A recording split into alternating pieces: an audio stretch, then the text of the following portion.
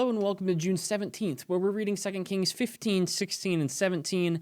If you thought yesterday was dry and kind of dull because we went over some kings and they didn't do all that much, they were kind of good and kind of bad, and that was basically it, then welcome to today because it's exactly the same thing. In chapter 15, you run across Azariah. Azariah, he's king in Jerusalem. He's good, but also not that good. He is dedicated to God, but he also doesn't clean up the rest of the land, so he's not like that dedicated to God. Ultimately, he's meh, and then we move on from that king in Judah. Now, switching over to Israel, you get Zechariah. Zechariah is bad, and so he gets replaced. And then in Israel, you have Shallum. Guess what? Shallum is bad, and so he gets replaced. And then you have Menahem. And Menahem, he's king in Israel, and guess what?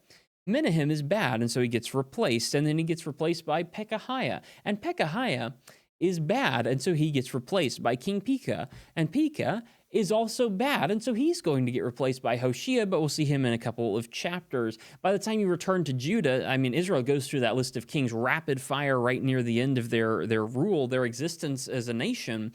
And of course, we get back to Judah. Judah has Jotham. Jotham is kind of good and also kind of bad. He generally does what's right, but he doesn't clear up the country like he's supposed to. He's meh. He's fine. He's a decent king, but he doesn't accomplish anything great for God, and so, eh.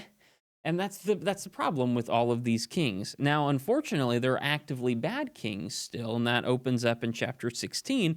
In Judah, Jotham is replaced by a man named Ahaz, who is very unfaithful. Ahaz is not good, and that's what the rest of chapter 16 is about. He is not good, he is terrible, he is a horrible, horrible, evil person, but we'll have to wait until chapter 18. We'll have to wait until tomorrow to figure out what happens to Judah after he dies.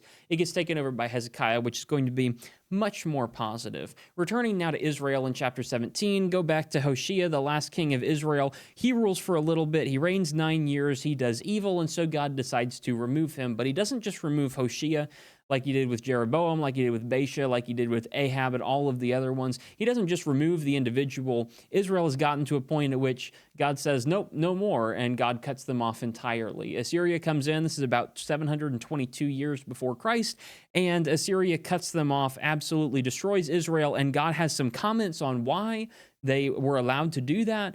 It's because Israel was evil, evil, evil. They hated God. They were idolatrous. They were a wicked nation, and God came in and removed them by the hands of Assyria. That's the point. Don't be faithless, and you don't get the consequence of Israel. But unfortunately, Judah won't learn the lesson. They will a little bit back and forth, but they won't fully dedicate themselves to God. And so they'll end up in the same situation in a couple days from now. But we'll have to save it